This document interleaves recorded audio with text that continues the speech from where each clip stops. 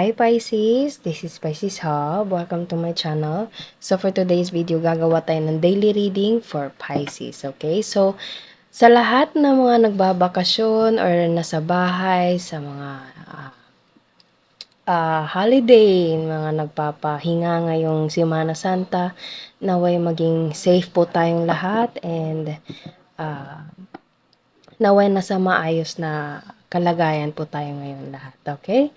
So alamin natin kung ano mga posibleng mangyari for Pisces sa araw na ito. Mga gabay mensahe ng tarot cards for Pisces sa araw na ito. Okay? So, reminder lang Pisces na ito ay general reading po. So, pwede pong mag-resonate, pwede pong hindi. Okay?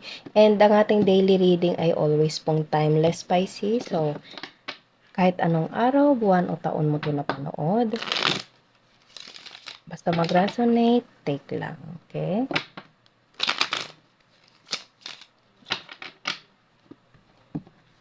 And ang lalabas ng mga gender dito, feminine or masculine po ay pwede po sa lahat, babae, lalaki, or LGBT man ng mga Pisces or mga taong dinidil ni Pisces, lalo na't konektado sa ating reading ay take lang.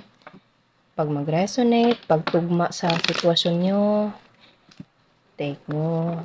Pag hindi, huwag pong ipilit po, okay? And sa lahat po ng mga sumusuporta, araw-araw nanonood, nagko-comment man o hindi, sobra po ako nagpapasalamat sa inyo sa suporta sa ating channel. Okay? Thank you, Pisces. And ano po ang message niyo po for Pisces sa araw na ito?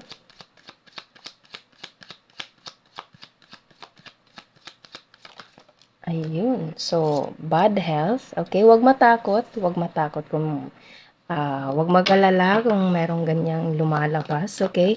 So, it's either meron ka nararamdaman, pwedeng hindi ganun kagandahan yung nararamdaman mo, Pisces, okay? Or pwedeng you're dealing with someone na hindi hindi ganun kagandahan yung nararamdaman sa katawan, or pwede din ito ay minsan nag-ano siya ng parang namimiss ka, namimiss yung kalinga mo, yung alaga ng isang tao dun sa isang specific na person, okay? Pwede pong ganun. So, it's either merong namimiss, gusto ng alaga, gusto ng kasama, or pwede meron talagang nararamdaman sa katawan like masakit yung katawan, medyo masakit ang ulo, okay? Pwede pong ganun. Okay, it's either this is your energy Pisces or you're dealing with someone na ganito. Okay, so ano pa po ang message niya po for Pisces para sa araw na ito? Mga gabay mensahe for Pisces sa araw na ito. Expectation. Okay, so yes, as I said kanina, you're expecting to someone na parang namimiss mo, okay? Gusto mong makasama, pwedeng sa araw na ito, kung nasa bakasyon man kayo or nasa bahay, okay? Meron kang gustong makasama na tao and namimiss mo ito, okay? Or pwedeng hindi naman kagandahan yung nararamdaman mo, Pisces, and you're expecting someone to to visit you, or you're visiting to someone na kailangan ka. Okay? So, ano pa po ang message niyo po for Pisces sa araw na ito? False person. Okay, so there's a promises. Pwedeng nag-promise itong taong to, kaya nag-e-expect ka. Okay, and toil, labor. Okay, bottom of the deck is change. Okay, so pwedeng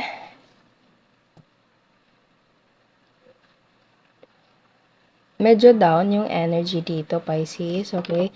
Pwedeng wala kayong oras sa isa't isa ng taong to and namimiss mo siya, parang ganun, okay? So, it's either this is your family member na pwedeng hindi nakapagbisita sa'yo, okay? Or pwedeng hindi mo nabisita dahil meron kang maraming ginagawa, lalo na sa trabaho, sa pang-araw-araw, lalo na itong toil and labor, okay? Pero there's something na parang change, pwedeng merong magbabago ng plano, okay? Pwedeng merong planong medyo mababago ng very light, okay? Because of this false person right here. Pero you're expecting, or this person expecting you to come sa lugar nila, okay? Or pwedeng Basta merong isang tao dito na naghihintay and merong isang tao na parang nagbago yung plano, okay. Pero sa nararamdaman ko parang kalinga siya, eh, kalinga, alaga, bonding, okay. Kaso siguro merong mga planong, ah yes, the hangman means parang, postpone, stagnant, delays, puwede pong gano'n, okay. So, puwedeng meron kayong plano and this person is parang nagbago, parang nabago yung plano, hindi natupad, okay, and you're expecting or this person is expecting you. Puwedeng yung pagbabagong yun is merong kaakibat o merong ang rason na yun, I mean, is puwedeng hindi masama yung pakiramdam niya kaya hindi siya makakatuloy, parang gano'n. Or puwedeng ikaw, Pisces, and medyo merong, pagtatampo lalo na't meron tayo ditong false person pero,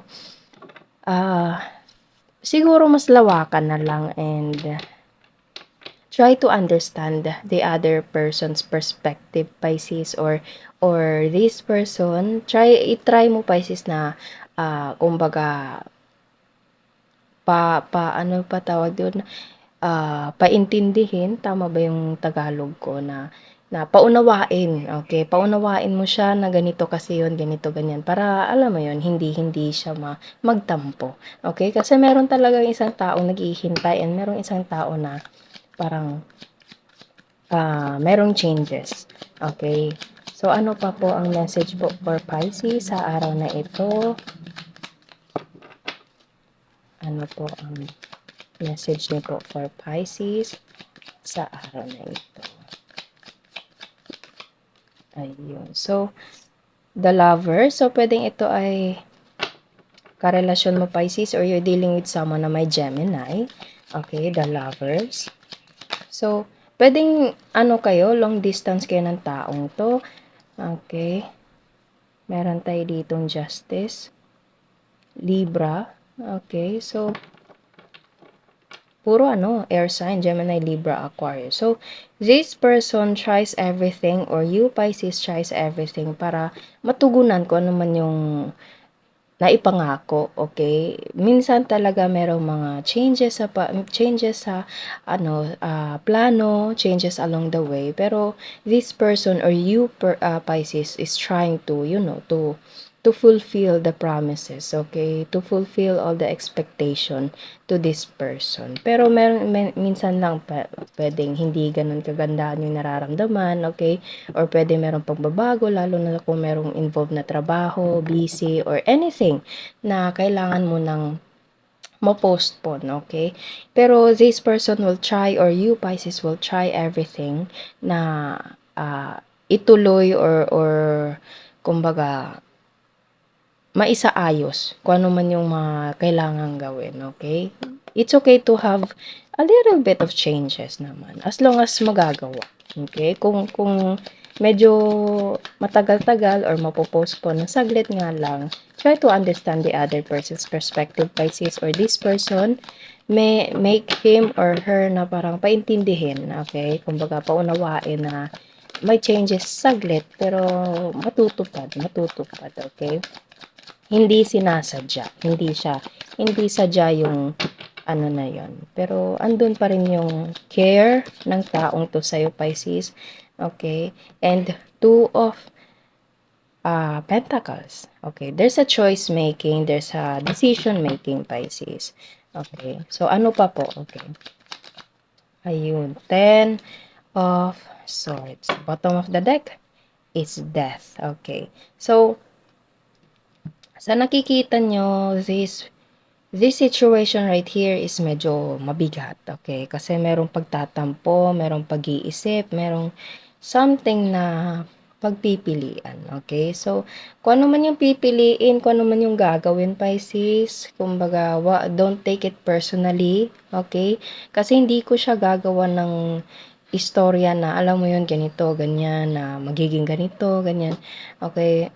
I don't want to sugarcoat this reading, Pisces. Medyo mabigat nga lang ang reading na ito, okay? Merong mga promises, merong mga expectation na hindi agad-agad natutupad, okay? Meron kayong mga plano na hindi natutupad and merong isa sa inyo na parang hindi nagtitiwala sa taong 'to kaya merong decision making na itutuloy ko ba 'to o hindi. Parang andun yung tampo, okay? Merong pagtatampo, Pisces, and ito yun parang parang ano, parang dinidibdib niya yung pagtatampong yun kaya ganito yung feeling niya na parang hindi siya pinapahalagahan. Pero this person tries everything na gawin lahat ng mga kailangang gawin, okay? Kasi meron tayo ditong the lovers. You are soulmate to this person or you are divinely connected, spiritually, emotionally connected to this person, okay? Meron kayong deep connection ng taong 'to and magiging maayos naman lahat, okay? Kung meron, as I said kanina, kailangan lang mag-compromise for each other side, okay? Kasi may mga instances lang talaga na may mga bad health, mga masasakit yung ulo or merong masakit yung katawan, mga ganong bagay, okay? Pero try to understand, Pisces, or this person, make him or her na paintindihin para hindi siya magtampo. Okay?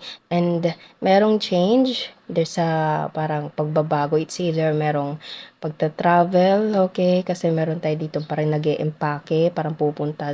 Pwedeng ganito yung plano nyo, meron kayong pupuntahan, pero yun nga lang, hindi natuloy, okay? Pero eto yung ano, merong pagpipiliang decision. So, it's better kung pag-uusapan yung dalawa or kayong lahat kung ano yung decision na gagawin niyo, okay? Kasi mas maigi na maging open-minded and mas piliing maging kalmado and piliin maging andun pa rin yung love and respect to each other's ah perspective in life, okay?